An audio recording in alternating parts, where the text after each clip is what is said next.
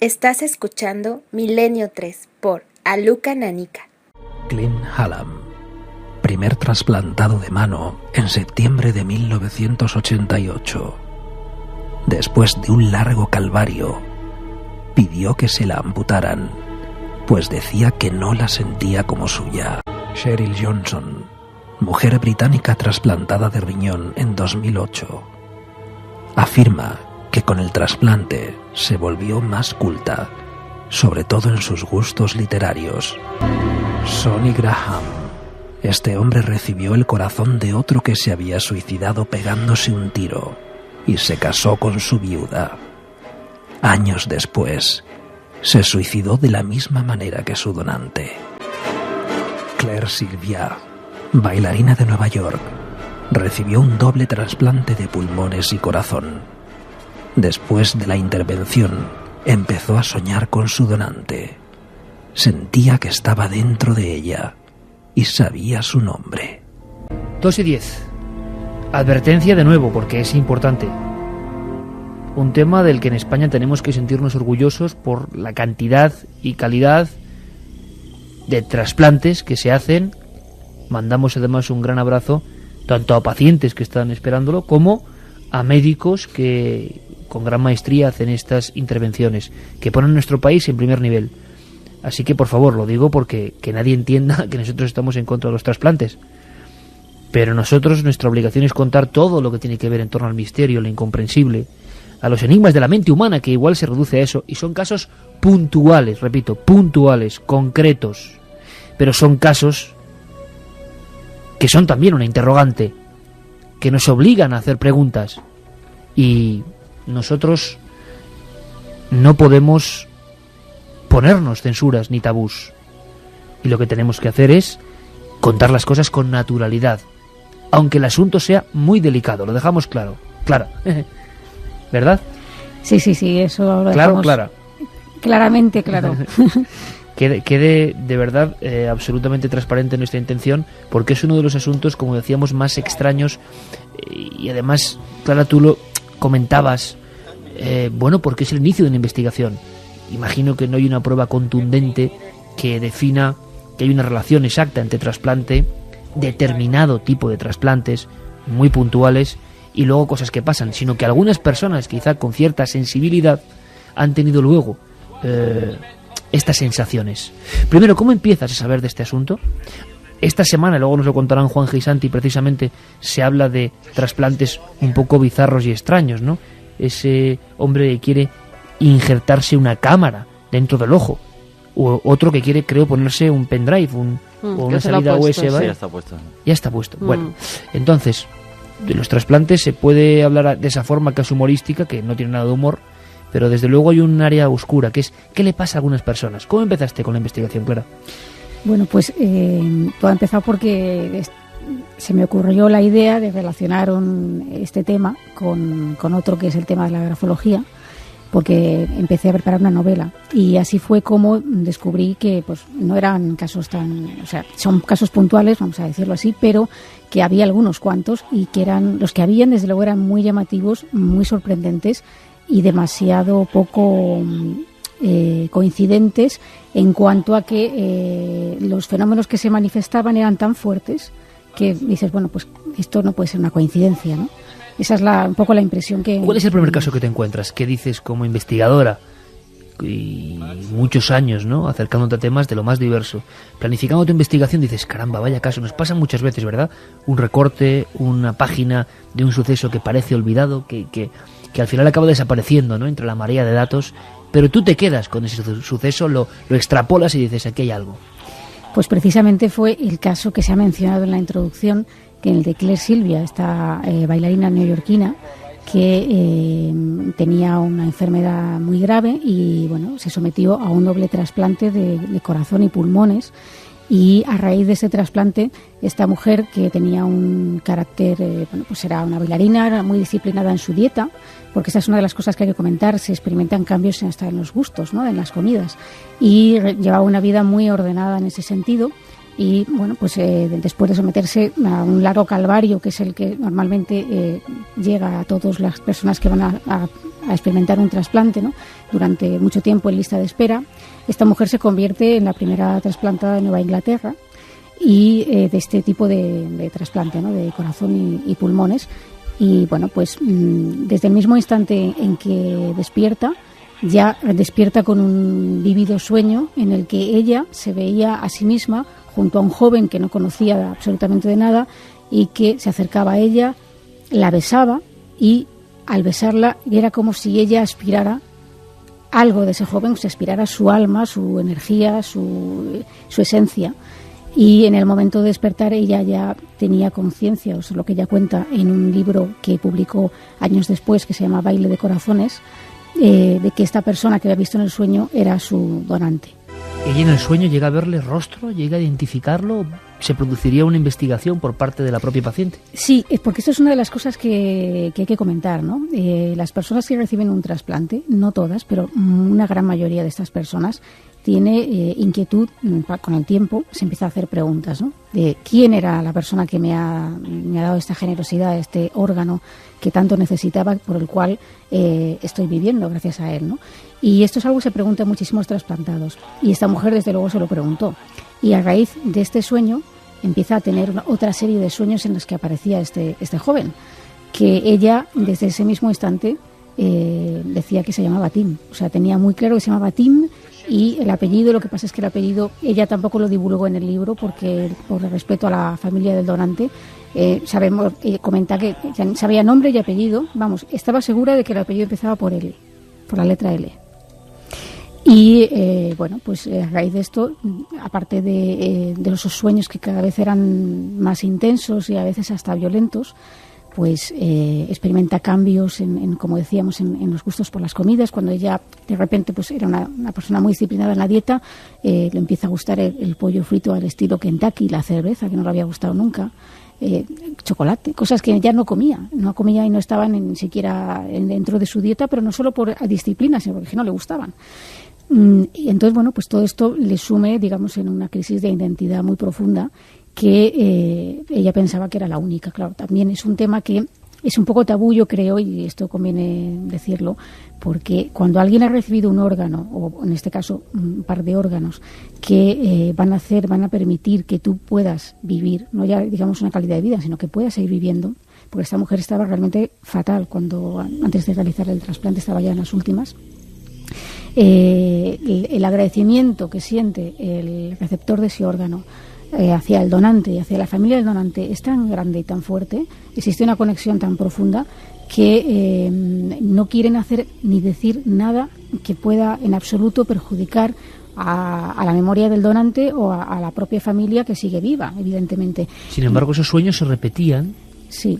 De una forma cada vez más intensa, has comentado, claro. Claro, tanto que ella pues sufre esta especie de crisis de identidad en la cual no se sentía ella misma, incluso su propia hija notaba cambios en ella, no se sentía a gusto ni con sus amistades, ni con nada, pese a que se encontraba bien físicamente, porque el trasplante fue un éxito y ella tenía la suerte de que había asimilado muy bien la medicación inmunosupresora, que a raíz de este trasplante y de todos los trasplantes las personas que reciben un órgano tienen que tomar. Y esto quizá aclaramos porque también es una de las teorías que luego podemos esbozar, ¿no?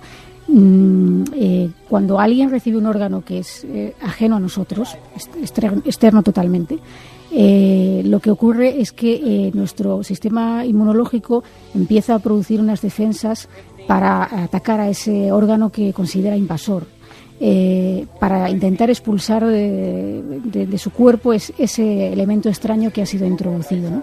Y para paliar todos estos efectos, lo que se hace es que se suministra una medicación inmunosupresora que es muy potente, que debe ser tomada todos los días y que tiene graves efectos secundarios que pueden originar pues desde diabetes, subida de la tensión, propensión a desarrollar un tumor, una serie de cosas que obviamente no son tan importantes cuando hay una vida en juego. Es decir, las personas que se someten a un trasplante saben de este sistema y de lo que va a pasar, de lo que puede pasar, pero lo acatan porque es que no les queda otra, ¿no?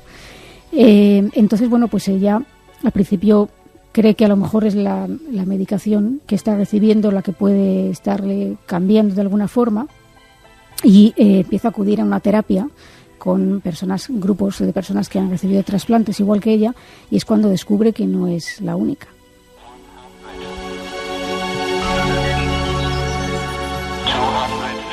Efectivamente, cuando empieza a hablar con sus compañeros de terapia, se da cuenta de que su vivencia, que ella pensaba que era única y de la cual no quería hablar por no perjudicar, aunque verdaderamente no conocía,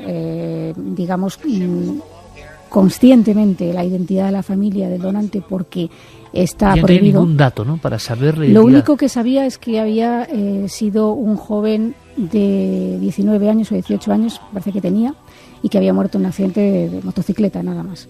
Porque normalmente no se suministra, está prohibido suministrar esta información, precisamente para evitar que los receptores se comuniquen con la familia de los donantes, ¿no? Porque tienen ahí un grave hándicap para superar eso, ¿no? Entonces, bueno, pues ella se da cuenta, hablando con otras personas, que había personas que les sucedía lo mismo, que tenían esas vivencias parecidas a la suya, quizá algunas no tan espectaculares, hasta el extremo de conocer o de saber, como ella sabía de esa manera intuitiva, el nombre del donante, pero que también experimentaban cambios en los gustos, en las aficiones, y que bueno, pues habían incluso desarrollado, pues personas que a lo mejor eran más mayores, recibían un órgano más joven y tenían una vitalidad, o decían ellos que tenían vitalidad totalmente inusitada, que antes no tenían, que los médicos muchas veces achacaban a que cuando alguien se recupera casi de estar al borde de la muerte, pues tiene unas ganas de vivir, mucho más potentes, ¿no? Pero que ellos pues comentaban aficiones, incluso en cambios en el estilo de música, que antes escuchaban de repente música clásica y habían recibido un órgano de alguien joven y de repente les gustaba el hip hop. Son cosas que dices, bueno, son hasta graciosas, ¿no?, en cierto sentido, pero que claro, quien las vive lo experimenta como un cambio importante en su vida, en el sentido de que, bueno, pues algo ha cambiado tanto que uno no sabe bien quién es. Claro, pero esta circunstancia nos hace plantear una pregunta, si es que en esos órganos la memoria celular sigue teniendo algo del otro personaje que nos ha donado y que puede realmente fusionarse. Esta historia de esta bailarina que es trasplantada de pulmones y corazón, ahí es nada, llega a publicar un libro, esto es lo que yo no sabía, Clara, llega a publicar un libro contando su historia e indagando, claro, y preocupándose por el fenómeno. Sí, porque ella, a raíz de todo esto, emprende una investigación que, en mi opinión, es una investigación bastante completa, en el sentido de que ella no es científica, y es una persona que se dedica al arte, a bailar, pero su interés por el tema es personal. Y entonces desarrolla todos los mecanismos a su alcance para conocer por qué pasa esto, ¿no? Que a día de hoy no tiene la respuesta. Ella esboza una serie de teorías al final del libro de cosas personas con las que se ha entrevistado, que están investigando el tema o que han investigado el tema, y que de alguna forma le han ofrecido su visión sobre este asunto, ¿no? Pero parece ser, bueno, que lo más extraño de este caso de esta mujer es que, claro, ella intenta localizar a la familia donante, se le niega esa información. Y ¿cómo llega a conocer a la familia donante y saber que todo esto que ella pensaba era verdad? Que esto es lo más extraño. ¿Cómo llega la confirmación, ¿no? Esto es lo más extraño, Iker, y lo que a los oyentes les va a dejar un poco boquiabiertos, como me quedé yo igual cuando lo conocí, ¿no? Y es porque, después de mucho tiempo de la operación, de habérsele negado esa información, en una cena casual que desarrolla con unos amigos en un restaurante, conoce a una persona que se le presenta como, pues de alguna forma sensitivo, ¿no? Él se definía así, como sensitivo, y ella pues se abre por esta circunstancia y le cuenta lo que no solía contar a todo el mundo, ¿no? Los sueños especialmente que estaba teniendo y la situación que estaba viviendo. Y bueno, pues este hombre le pide el teléfono, se marcha a su casa, el otro se marcha a su casa, y al día siguiente le llama por teléfono y le dice: mira, tengo que hablar contigo porque he soñado con la esquela de tu donante. Ella la verdad es que no da crédito a esto, aunque claro, después de todo lo que le había pasado, pues le quedaba una duda, ¿no? Y entonces se reúnen en una hemeroteca y buscan el recorte con los datos del sueño que había tenido este hombre, y lo encuentran. Encuentran que, bueno, pues coincidiendo con la fecha de su trasplante, aparece la esquela de un joven que podría ser. Se hablaba de que había tenido un accidente, que había chocado contra un árbol con su motocicleta y por la edad podría ser. Y entonces ahí se le plantea un dilema muy gordo, ¿no? Y es que, ¿qué hago? Si voy a ver a esta familia y les cuento esto, es que igual me echan de la casa, ¿no? Y duda mucho, hay gente que le aconseja que no vaya, que o se olvide del tema, que puede causar un grave trastorno a esa familia, pero ella está empeñada y resuelta a hacerlo, porque realmente su vivencia en este sentido había sido positiva, es decir, pese a su crisis de identidad, que es lo que ella le volcó hacia este asunto, todo lo que ella sentía, porque ella lo sentía en el corazón, es lo que ella decía, ¿no? Hacia Tim, hacia el donante, era todo positivo, ¿no? Y ella quería compartir eso con la familia. Entonces viaja a conocer a la familia, que estaba en otra ciudad, y bueno, la familia en principio pues la recibe un poco fría, ¿no? Porque no quiere asimilar un poco todo esto que se le está contando, y de hecho pues en un momento determinado algunas personas de la familia no la reciben demasiado bien, otras sí, y es a medida de que tiene contacto con ellos y empieza a compartir sus experiencias, lo que ella estaba viviendo, lo que ella estaba sintiendo al respecto del donante, cuando la familia pues se queda completamente alucinada y le empieza a confirmar que esos datos que ella les está dando pues son verdad.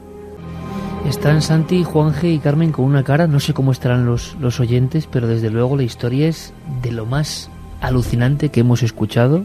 La propia persona, la receptora, se pone a investigar. Es un trasplante de un nivel increíble. Me gustaría mucho saber, antes de conocer vuestra opinión, qué dice la gente. Un tema muy sensible, muy delicado, fíjate, pero que nos parece de película, pero que Clara está investigando y que es real, absolutamente real.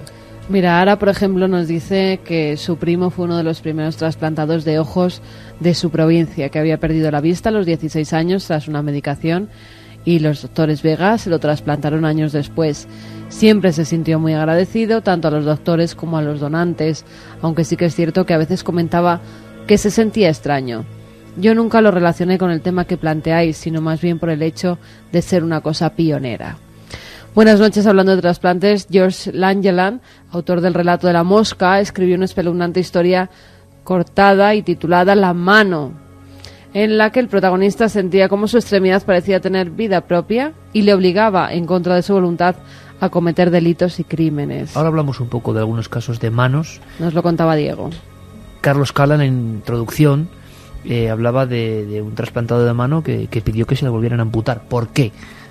Ahora lo comentamos. Lo mismo se pregunta María de Asturias, un tema muy inquietante, el de los trasplantes, y me pregunto, ¿qué ocurre con las transfusiones de sangre? Es el líquido más vital que tenemos, pasa por todos nuestros órganos, atraviesa el corazón. ¿Por qué con las transfusiones no ocurre eso? A mí me pusieron 2 transfusiones tras un accidente y no sentí ese rechazo. Pues son preguntas, como digo, ahondando en un tabú clarísimo. Habrá gente que se lleve las manos a la cabeza, pero creemos que todos los temas se pueden contar con educación y con sentimiento de saber por qué pasa este misterio. El misterio profundo es si esos órganos a nivel más pequeño, a nivel casi subatómico en algunos casos, que componen la célula, llevan ya una característica indivisible de alguien y están ahí presentes, ¿no? La pregunta que se lanza con casos que pueden sonar muy dramáticos o muy extraños, la pregunta es excepcional, en el fondo, ¿qué somos, no? ¿Y dónde vamos? Y si hay algo de esa persona y sin embargo ya no está conectado al cerebro y está en otro cuerpo, ¿por qué sigue habiendo energía, al parecer sentida por algunas otras personas receptoras, que sigue emitiendo, ¿no?, su radiación, entre comillas, de lo que era antes? ¿Qué es eso? ¿Y de dónde viene? También nos preguntan que qué dice la Iglesia acerca de los trasplantes. ¿Lo aprueba? Yo, como donante que soy, creo que es una forma de agradecer a Dios el cuerpo que nos dio, una rondeña. Preguntas y teorías de todo tipo. Santi, Juanje. Bueno, es que todos estos casos nos traen una pregunta, que es cuando trasplantamos un órgano o una parte del cuerpo, ¿qué estamos trasplantando realmente? Estamos trasplantando desde luego algo físico, pero estamos trasplantando algo más, porque todos tenemos, por ejemplo, una memoria genética. Una memoria que traemos de nacimiento y que nos hace que sepamos hacer desde ya bebés una serie de cosas. Cosas que no hemos aprendido o alguien ha aprendido antes que nosotros y nos lo ha ido transmitiendo. ¿Cómo se ha ido codificando esa memoria? ¿Cómo se ha generado y cómo se ha ido transmitiendo? Hace un tiempo, en realidad sobre la memoria yo creo que sabemos bastante poco. Hace tiempo se realizó un experimento muy interesante en el cual se cogió una batería bastante grande de ratones de laboratorio y se les enseñó un laberinto, que es algo relativamente común en este tipo de prácticas. Luego se fue cogiendo a los ratones y a cada uno se le fue dañando sistemáticamente una parte del cerebro diferente, para ver cuál olvidaba el laberinto.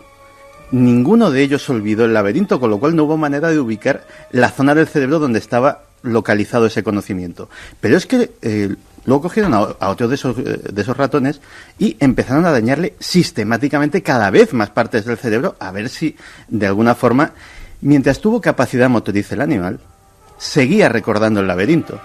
Con lo cual empezaron a barajarse la posibilidad de que la memoria se almacenara en el cerebro de una forma holográfica, es decir, no había una parte, sino que era el conjunto de todo. O sea, que no se sabe. Pero, ¿y si no solo en el cerebro?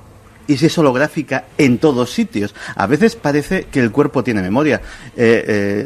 Yo toco la guitarra por hobby y realmente no haces un esfuerzo consciente. Parece que la mano sabe cosas. O cuando aprendes a montar en bicicleta, es tu cuerpo el que aprende a montar en bicicleta un día y 10 segundos antes no sabía. Es un momento de chas. Un momento sabes, al anterior no sabías. ¿Quién sabe cómo se ubican los conocimientos, cómo se ubica eso que etéreamente llamamos nuestra alma en el cuerpo? Hablábamos de la mano, pequeño inciso, y un oyente hablaba de una historia de ficción con la mano. Vuelvo a repetir que nosotros estamos completamente a favor, porque es que hay que hacerlo saber, pero que estos casos existen y solo nos interesan como elementos de conexión con lo paranormal, límites de la mente, sombras de la mente, llamadlo como queráis, pero que es sumamente interesante. Y es que ha habido algún episodio de manos que también te dio origen a ti a investigaciones, Clara. Sí. Hemos hablado un poco al principio en la introducción se ha comentado el caso de Klim Hallam, un neozelandés que recibió el primer trasplante unilateral de mano en el año 98 en Lyon. Y bueno, pues al ser el primero, pues levantó una agria polémica sobre si eso era necesario. Es decir, hemos hablado antes en casos como el de Claire Silvia, en el cual es que o se moría o se trasplantaba, no había otra.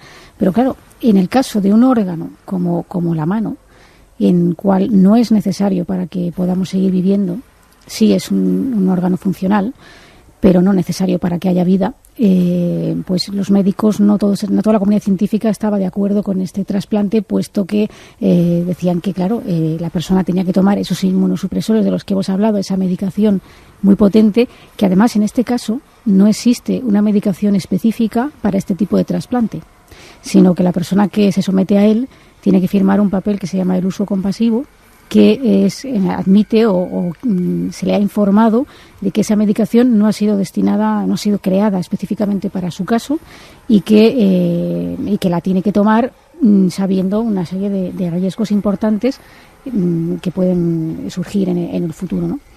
Este hombre pues estaba tan deseoso de realizarse el trasplante, de recuperar su antiguo aspecto, que no le importó todas estas consideraciones y se sometió al trasplante. Incluso se estuvo preparando bastante tiempo antes del trasplante, estudió inmunología para saber cómo su sistema inmunológico iba a atacar al nuevo órgano, practicaba a tocar el piano y le daba órdenes mentales a la mano fantasma, ¿no?, a la que no existía, a la mano derecha. Y bueno, pues en este caso la verdad es que es un poco extraño, porque él no contó desde el principio la verdad de cómo había perdido la mano. Esto es algo que se supo después, los médicos no tenían ni idea de ello. Él dijo que había perdido la mano en un accidente con una sierra mecánica cuando estaba subido a un andamio. Parece ser que la sierra tropezó con un clavo, con algo en la madera, y saltó y le produjo esta amputación, que además tuvo una herida también en el vientre considerable, y que él dice que ni siquiera se enteró de cómo había sido lo de la mano, es decir, que no notaba ni que había perdido una mano, ¿no? Debía ser un dolor tan tremendo que el cerebro bloquea ese dolor, ¿no? Bueno, pues el caso es que este hombre se somete al trasplante y, bueno, pues como decimos, no cuenta la verdad de cómo había perdido esa mano y empieza, bueno, pues a hacer los controles de rigor.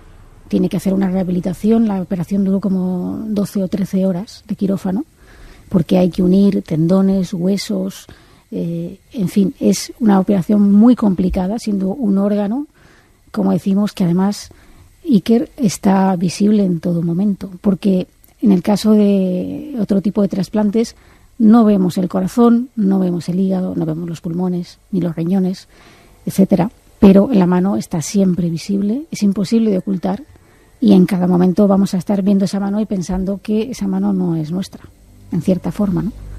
Pues poco después le dan más o menos el alta en cuanto al tema de que tenía que estar ingresado y demás, se le da el alta, pero él tiene que seguir sometido a esa medicación y él regresa a su país y bueno, pues de repente desaparece del mapa. Los médicos no saben nada de él, no se presenta a los controles, no hay forma de localizarle y un día aparece con la mano toda hinchada, moratada, roja.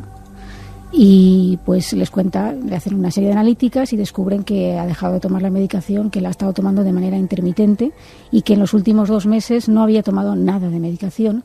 Él dice que la medicación era muy molesta y que se había puesto enfermo al tomarla porque cada vez que cogía una gripe pues pensaba que se podía morir porque realmente perdía todas las defensas, ¿no? Y que algún médico le había recomendado que la dejara de tomar, cosa muy insólita que un médico recomiende eso, ¿no? El caso es que él le ofrecen la posibilidad de o continuar con la medicación o de amputarle la mano en ese momento, porque estaba claro que eso iba a ir a peor en el caso de dejarlo. Y él se compromete a seguir y tal, pero no sigue. Y además es cuando descubren cómo había perdido la mano. Había perdido la mano en la cárcel. Había estado ingresado en la cárcel por un delito de estafa. Y entonces cuando se empiezan a plantear si el candidato que habían escogido no era ideal, porque además había unos informes psiquiátricos que yo no sé cómo no habían visto antes, la verdad, en los cuales pues... Ese fue el primer trasplantado de mano que dio la vuelta al mundo, su imagen. Sí, efectivamente. Como en esos informes se decía que era una persona bastante inestable, ¿no? Psicológicamente hablando, es decir, que esto es muy importante también, escoger bien al receptor de un órgano y más de estas características, como decimos, un órgano visible en todo momento, ¿no? Y bueno, pues ya que dice que va a seguir con la medicación, no sigue con la medicación y llega un momento en el que él mismo pide que por favor le amputen la mano porque no puede soportar ver la mano más ahí y porque físicamente también, evidentemente, por el tema de la medicación que no estaba tomando, se producen unas complicaciones físicas importantes, incluso decía que a veces se levantaba y tenía la mano ardiendo como si tuviera un hierro incandescente en la mano y que notaba como un pegote, como si algo que no le pertenecía realmente.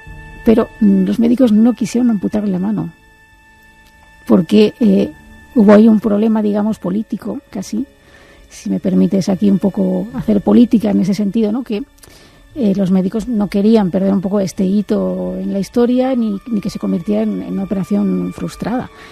Pero al final consigue que le amputen la mano en otro hospital en Estados Unidos después de vender una serie de entrevistas y contar su experiencia cobrando para poder pagar la intervención. Mi gran pregunta, Clara, ¿cómo le amputaron la mano en la cárcel? ¿Qué pasó en la cárcel? No, lo que él contó era verdad, lo que no había contado es dónde. O sea, realmente él estaba haciendo una serie de trabajos, era un delito menor por el que estaba, no era un gran delito, con lo cual pues había la posibilidad de salir a hacer una serie de trabajos vigilados y efectivamente perdió la mano de esa manera, pero... En la cárcel. En la cárcel no quiso, se reservó esa información quizá porque temía que eso echara para atrás el trasplante, ¿no? Primero 2 cosas claras, ¿no? Cómo se ha metido Clara a fondo en esta historia, en estas historias tan desconocidas, hasta el punto de que teníamos la imagen, como pasa muchas veces, del gran hito médico, dio la vuelta al mundo la imagen y bueno, esta sociedad, ¿no? Al tercer día ya nadie sabe nada del gran hito y pueden pasar 1000 cosas y no nos enteramos. Y a veces las cosas son de novela del Edgar Allan Poe, vamos, la mano. Más preguntas, Carmen. Pues nos dicen, fíjate, nos hablaban en uno de los mails del síndrome de la mano izquierda. Y nos decía Óscar: buenas noches, amigos de Milenio 3. Hace años, viendo un documental sobre neurología, hablaron de una serie de casos que realmente me pusieron la carne de gallina. Todos eran enfermos de epilepsia y se habían sometido a una cirugía experimental que aislaba los 2 hemisferios del cerebro para tratar de reducir los efectos. Los resultados eran positivos, pero todos empezaron a experimentar algo extraño, y es que sus manos izquierdas actuaban como si tuviesen conciencia propia. Abrían y cerraban cajones, cambiaban las marchas del coche mientras conducían, e incluso un caso en el que un paciente se despertaba en medio de la noche porque estaba siendo estrangulado por su propia mano. La ciencia a veces tiene una cara terrorífica. Bueno, esto será verdad o será leyenda, suena un poco a leyenda, ¿no? Pero claro, ya sabiendo lo que sabemos de algunos casos, ¿quién es segura, no? Pues si te cuento otro que sucedió en China, esto Cuéntame. ya es... Aquí es un caso que el órgano en cuestión era un pene. Cuenta. Se hemos quedado todos como... Y la audiencia, imagínate, ¿ahora cómo vas a dejar de contar? Claro, pues en este caso dramático también, porque había perdido, no se especificaba, no he llegado a descubrir exactamente las causas de cómo había perdido el órgano, pero sí se especificaba que era un problema serio porque impedía también orinar, o sea, es una cosa realmente importante que esa persona recibiera ese tipo de trasplante. Y bueno, pues la intervención fue bien, todo desde el punto de vista físico fue bien, pero 15 días después el hombre, este hombre chino, y su mujer acudieron porque pidieron que se le amputara el pene por rechazo psicológico, Iker, tanto de la mujer como del propio hombre. No podían... No digamos, podían asimilar eso. Madre mía, claro, es que hay unas barreras que imagínate, claro, que es que ha habido gente que por accidentes ha tenido que tener operaciones que nos pueden parecer, pero que son realidades, madre mía. Por cierto que ha habido una noticia de última hora, como siempre, que podemos pensar que es leyenda, y luego de leyenda nada, ¿no? ¿Es cierto, Santi Juanje, lo del hombre que quiere ponerse una cámara? Primero, yo no sé cómo puede funcionar una cámara acoplada al tejido humano, es que no lo entiendo. No, resulta que es que el hombre, efectivamente, le falta un ojo. Entonces, en ese ojo de cristal, es un señor belga, tengo por aquí dentro del ojo de cristal ponerse una cámara. Robert se llama. Efectivamente. Entonces, es dentro de ese ojo de cristal hacer una microcámara en la que él pueda pues hacer un documental. La verdad que la temática del documental es curiosa porque siendo algo tan pionero la temática la veo un poco absurda, que es ver hasta qué punto se puede espiar a la gente metiéndose una microcámara en un ojo, pero claro, es que a él no le falta, precisamente es que le falta el ojo, o sea, la temática del documental me parece absurda, pero sí va en torno y en cuestión a una cosa que se da mucho y cada vez más en los reportajes y los formatos de los reportajes, y es que la gente más que ver las cosas bonitas y preciosas, le gusta meterse en la piel del reportero, del que está allí.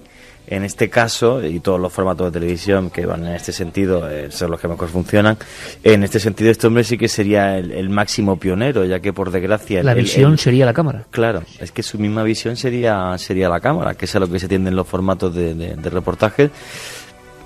Y claro, el tema es qué va a hacer con esa innovación tecnológica. Ojalá a nivel temático sea tan brillante como la idea que tiene, porque ya que el pobre tiene ese defecto, me parece genial que sea Pero la idea. fijaos que es la primera idea que nos parecería imposible, de casi cyborgs, ¿no? Mitad humano, mitad robot. Otro ejemplo que nos sonaría imposible hace 10 años. Alguien, Santi, en un dedo, un terminal USB. Pues sí, Pero esto no es broma. No es broma, parece... Y bueno, empezó yo creo que como una broma. Un caballero finlandés que tuvo un desgraciado accidente de motocicleta en que un reno, un venado, un animal de estos... Un ciervo. De estos que hay por allí por Finlandia. Se le cruzó por el camino, tuvo una mala caída, un mal accidente de moto y perdió un dedo. Y cuando estaba hablando de su rehabilitación con el doctor, yo creo que este medio en broma le dijo, bueno, pues tú que eres informático, pues yo creo que si te ponemos una memoria USB ahí, pues ya le sacas una utilidad. Y este dijo, vale. Pero ¿cómo puede ir? Es que no puedo acabar de entenderlo. En la prótesis. Claro, una prótesis biónica, así y tal, claro. y luego... Y llevaron a cabo la operación. A mí de esta noticia lo único que me choca es que ya puestos a reemplazar un dedo, solo ha puesto una de 2 gigas, que las hay de mucha más capacidad. Pues sí, pues la verdad que se va a quedar obsoleto, pero lo podrá cambiar. Pero fíjate que yo creo que iremos viendo cada vez más cosas de estas, porque de hecho hay toda una tendencia de pensamiento, que es el transhumanismo, que se basa precisamente en que el ser humano no debería dejarse limitar por la mera biología, y que con la ayuda de la cirugía, con la ayuda de la implementación tecnológica de aparatos dentro de tu propio cuerpo, los cyborgs que mencionabas antes, y con cualquier otro tipo de ayuda química, quirúrgica, técnica, etcétera, etcétera, el ser humano tiene todo el derecho a utilizarla para mejorarse, prolongar su vida, mejorar sus capacidades sensoriales, sus capacidades intelectuales o físicas. Santi, ¿por qué no lo hablamos la semana que viene? Porque hay una noticia que tú mismo me has pasado del primer muerto por un robot en guerra, que es el inicio de otra historia.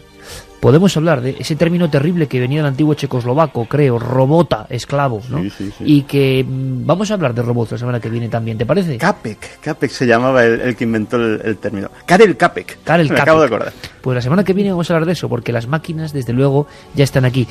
Claro, nos trae una información impresionante. Claro, te voy a invitar a que te quedes, o te voy a hacer una pregunta más sobre este último tema, polémico y de verdad sobrecogedor en muchos aspectos, pero es el cine japonés. Yo decía antes película antigua, bueno, antigua que tiene 4 o 5 años, ¿no? Ya es antigua. El Ojo, que fue una de las primeras que dejó al mundo entero extasiado de terror, porque alguien al que le trasplantaban un ojo empezaba a ver visiones como si fuera el muerto. Y eso causó una serie de tremendas reacciones, ¿no? A muchos niveles. Ahora me contestas, Clara, ¿ha habido un caso parecido? ¿Ha habido gente que ha notado, aparte de ese primer caso espectacular, estas sensaciones de tocar casi el más allá con un nuevo órgano? Así nos lo contaba el cine. Primero, deberías saber bien cuál es la ética médica en lo que respecta a los trasplantes de órganos. Segundo, me es imposible conocer la identidad del donante de córnea. ¿Qué sombras negras? ¿Cambias una córnea y ve fantasmas? ¿De verdad crees eso? ¿Y si te digo que sí? Entonces dejémoslo ya. Pero, tío... Creo que te has enamorado de tu paciente. Diga. Doctor, es usted. Moon tiene problemas. ¿Puede venir ahora mismo? Eso era el cine, y la realidad a veces se parece. 2:46, esto es Milenio 3. Por cierto, 7640, palabra clave Milenio, con esos 3 libros y el tarot del Necronomicon, extrañísimo y recién salido de la imprenta, con esas tarjetas e ilustraciones terroríficas. Por cierto que mañana también, en Cuarto Milenio, Carmen nos trae una historia de esas. A mí me ha impresionado, A mí me ha impresionado conocer la historia, y sé que mañana vamos a tener documentación en vídeo de aquel niño escocés, lo contamos, que parece que recordaba perfectamente una vida anterior, con pelos y señales. La pregunta es si ha habido esos casos en esta panoplia de historias extrañas que estás investigando ahora mismo, Clara, y que te agradezco además que nos cuentes, con los trasplantes, porque parece que algo dentro cambia, casi siempre para bien, pero a veces parece que la percepción también se amplía, o pasan cosas muy raras. ¿Hay casos de este tipo que catalogarías como de lo más extraño? Sí, precisamente al filo de un niño. En este caso de una niña de 8 años, un caso recogido por Paul Persson, que es uno de los investigadores que estudió hasta que murió recientemente el año pasado, todo el tema relacionado con la memoria celular y con ese tipo de casos, y en una convención de psiquiatras y psicólogos que se desarrollaba en Houston, una psiquiatra, asistente entre el público, después de terminar la intervención de Paul Persson, se dirigió al auditorio y contó un caso que ella misma había estudiado. Una niña de 8 años había recibido un corazón de otra niña que había sido asesinada con 10 años y, pues de repente la niña empieza a tener sueños con su donante, claro, la niña de 8 años, y que no sabía absolutamente nada, ni que está condicionada de nada. Y ella dice que recuerda en el sueño, sabe cómo se ha producido el suceso, sabe que han disparado a esa otra niña de 10 años, sabe cómo era el asesino, sabe cómo se produjo el crimen, las ropas que llevaba, dónde se produjo, dónde ocultó pruebas, y la madre, pues completamente aterrorizada, lleva a la niña a esta psiquiatra. El psiquiatra al principio no da crédito, pero a medida que va desgranando detalles muy precisos, se queda tan impresionada que deciden acudir a la policía. Y ella cuenta en esta convención que a raíz de ir a la policía el caso se reabre, se investiga y se detiene al asesino. ¿Y esto ocurrió hace poco? Pues esto ocurrió hace unos años en esta convención, exactamente no sé el año, porque lo que sí comento es que en muchos de esos casos, algunos hemos dado nombres y apellidos, pero hay otros que conocemos el caso, pero no conocemos muchos detalles porque las personas lo han contado, pero de manera anónima, si no, no lo hubieran contado. Impresionante es poco, seguiremos andando en todo esto, Clara, y desde luego que, como te conocemos bien, seguro que todas estas indagaciones al final son un fruto inquietante, pero a la vez informativamente con un gran peso, y que va a enseñarnos otro mundo, que es lo que hacemos entre todos desde hace muchos años, ¿no? Pero quiero que te quedes, Clara, al menos para conocer un poco esta historia que viene a continuación, que nos lleva a Venecia. Luego Nacho, en la tercera hora, nos contará una historia de un extraño cráneo que ha aparecido con invocaciones satánicas de hace muchos miles de años, que ha dejado a los investigadores y arqueólogos alucinados. Es un cráneo con ciertas manufacturas y que tiene que ver con lo diabólico en el mundo judaico. Pero ha habido otro cráneo que nos ha llamado mucho la atención y que esta semana ha salido a la luz, se ha desenterrado en una fosa común, en Venecia, ni más ni menos. Hace poco estábamos allí. De nuevo Joan Solés, que ha estado pluriempleado para Milenio esta semana. Joan Solés tenía los últimos datos y ahora comentamos más. Vampiros, sí, como tantas cosas, leyendas, ¿no? Pero entonces, ¿por qué este cráneo ha aparecido así? Buenas noches. El cadáver de la mujer del siglo XVI con el ladrillo encajado entre las mandíbulas ha sido hallado en una fosa común de Lachareto Nuovo, una isla de la laguna que fue hospital cementerio de Venecia en tiempos de las grandes epidemias que azotaron media Europa hasta el siglo XVII. En aquella época se atribuía la propagación de la peste negra, por ejemplo, a vampiros, muertos vivientes, comedores de mortajas, como demostrarían los cuerpos revueltos en sus tumbas que a menudo hallaban los sepultureros. En realidad, la mayoría eran seres humanos que, considerados muertos, habían sido enterrados vivos o resultado de la descomposición de cadáveres que por entonces no se comprendía todavía. En cualquier caso, leyendas antiguas explicaban el fenómeno como acción de vampiros, que el poder político, en ese caso la Inquisición en el mundo cristiano, se encargó de perseguir. Conocemos todo ello por la amplia documentación de los inquisidores que reflejaban en sus actas detalles macabros y descripciones muy precisas de los procesos post-mortem. La mujer supuestamente vampiro hallada en Venecia no sería más que una víctima de estas persecuciones en vida o de conjura en la muerte. La importancia de su hallazgo, sin embargo, radica en la reconstrucción por primera vez del ritual de exorcismo del vampirismo y ayuda, sin duda, en el estudio de la leyenda de los vampiros.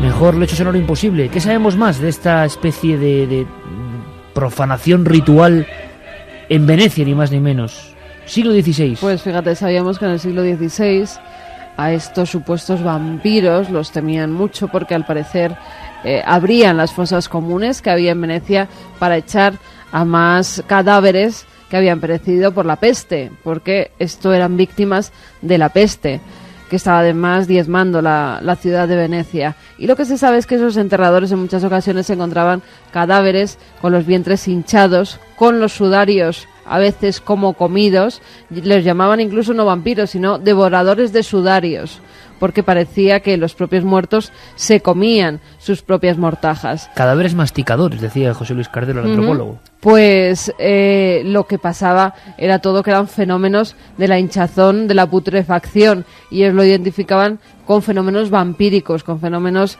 que llevaban a pensar que por las noches esos cadáveres se levantaban, que como tenían sangre por la boca, por las fosas nasales y con todo el vientre hinchado también de manera sangrienta, pues pensaban que se alimentaban verdaderamente de sangre, pero lo que era en realidad era putrefacción. Y se sabe que a esta mujer sí que la metieron el ladrillo en la boca para que no comiera o no pudiera sorber nada más de esa supuesta sangre que sorbía por las noches. Se sabe que fue después de muerta y que además le rompieron varios dientes al introducirle ese gran ladrillo en la boca. Juanje, tú que has estado siguiendo la pista del misterioso Lajos Gula, esto nos lleva casi de Italia a Rumanía, ¿eh? Sí, es lo que yo he leído la misma noticia de Carmen y hay cosas en las que no estoy de acuerdo. O sea, realmente, como siempre, Carmen. O sea, es que tú y yo no podemos estar de acuerdo nunca en la vida. Quiero leer un informe que se escribió en 1755 por el médico de cámara de la emperatriz María Teresa de Austria, y dice así literal en 1755: la ceremonia que se llevaba a efecto estaba dirigida por el Guadalaj, o sea, por el juez del lugar, hombre generalmente muy experto en vampirismo. Se clavaba un palo aguzado en el pecho del vampiro hasta atravesarle de parte a parte. Después se le cortaba la cabeza, se quemaban los restos y las cenizas eran arrojadas a una fosa o a una corriente de agua. Interesante, pero esto era Rumanía. Esto era el mejor médico de Holanda, Gerard... Holanda. No, esto era en Rumanía. El mejor médico de Holanda, Gerard van Swieten, contratado para reformar la Universidad de Medicina de todo el Imperio Austrohúngaro, que ante una serie de casos que escandalizan a la población, tiene que enviar a 2 médicos si él viajara a Transilvania, y una de sus conclusiones en este informe, y leo literalmente: el vampirismo se adquiere fácilmente. Esto lo que estoy leyendo se leyó en Belgrado, en la universidad, en el siglo XVIII. El vampirismo se adquiere fácilmente y es contagioso como la roña. Sostienen los entendidos que un cadáver de vampiro infecta en breve tiempo a todos los cuerpos enterrados en el mismo cementerio, si no se destruye enseguida el primero. Y además comenta 2 cosas que lo voy a decir muy rápidamente. Los extraordinarios hechos observados pueden resumirse en 2 puntos principales. El mejor médico del Imperio Austrohúngaro: que los cadáveres de estos magos póstumos o vampiros no se corrompen, sino que se conservan enteros y sin rigidez. Punto número 2, que tales vampiros inquietan y atacan a los vivos mediante apariciones, estrangulaciones, ruidos y absorciones de sangre. ¿Pero se sabe si la cabeza estaba sola o no se sabe? No. Apareció en una fosa común. Podían estar el resto de sus huesos perfectamente también en esa misma fosa. Lo que pasa que lo que ha llamado la atención ha sido ese cráneo con esa piedra introducida. Nunca habíamos visto una foto así, eso Nada, es cierto, además es que estamos hablando de cosas totalmente diferentes. Claro, estamos hablando del siglo XVI en Venecia, claro, y de las supersticiones en textos que hay de la época y que ya hablaban de este ritual, y estamos hablando del siglo XVIII en Rumanía. Y Clara no sé qué quiere decir que está como loca diciendo. Sigo diciendo que el vampirismo viene mucho antes. Yo quiero decir una cosa gótica, ¿no? Claro, yo quiero decir una cosa en favor de lo que está diciendo Carmen. Tengo que disentir, no es que disienta, muy mal. No es que disienta, pero quiere decir que nos gusta la información, que había muchos sistemas para impedir que el supuesto vampiro volviera a la vida, volviera a salir, a cometer sus fechorías, y en ciertos lugares se los enterraba de pie. No se les destruía ni se les quemaba, aunque también se hacía eso que tú has comentado. Boca abajo. Claro, boca abajo, para que no pudieran, en el momento de despertar, no supieran hacia dónde dirigirse, y no pudieran salir. Lo que quería decir es que el tema del vampirismo viene desde hace miles de años. Por supuesto. Desde textos que tengo, por ejemplo, aquí de la antigua Sumeria, o sea, de hace 5.000 años. Sí. Demonios que chupan sangre desde los primeros códigos de la humanidad. Sí. Lo que pasa que es curioso que un documento así no lo supiéramos, no nos encontrásemos con él hasta ahora. Por cierto, Juanje, de Lajos Gula no sabemos nada, ¿no? Lajos Gula es que hay que ir a investigarlo a Rumanía en condiciones. Lajos Gula hay que investigarlo en Rumanía. Lo haremos. Clara, compañera, que ha sido un auténtico placer. Nos has dejado con el cuerpo, nunca mejor dicho, así, con sensaciones extrañas. Vaya casos, vaya historias. Creo que para mayo, ¿no? Sacas ya una obra para mayo, con toda esta documentación que en España no ha tocado nadie, nunca. Pues creo que no. Es una novela que se llama El Otro. El Otro. Y que efectivamente se publicará en mayo con Minotauro. Qué bien, Clara. Toda la suerte del mundo. Contaremos más cosas, ¿eh? Muchas gracias. Te vemos pronto en Cuarto Milenio. Gracias. Un abrazo grande. En fin, nosotros seguimos con muchas más cosas, muchas más historias. Por cierto, que vuelve a repetirse la triada esta tremenda, ¿no? Lo que ha pasado en Alemania. Este muchacho. Y fijaos ahora la polémica, Santi, ¿eh? Nadie sabe si el mensaje enviado por internet en un chat en que parece que se anunciaba o se profetizaba por parte del propio asesino de este muchacho que se ha cargado a 15 personas, creo. Ahora ya la policía no sabe si es verdad, si es mentira. Dijo que era verdad, luego que era mentira. Luego ha habido personas mandando mensajes falsos y creando el pánico en otros colegios de Alemania, porque otros niños se puede decir, con escopetas iban hacia allá. ¿Qué está pasando? Pero tenemos muchos más datos. El Señor de la Guerra, la sección de Santiago Camacho. Y un sinfín de cosas que tienen que ver con cráneos, demonios y hallazgos. Dentro de unos minutos, después de las noticias, aquí en la serie Milenio 3.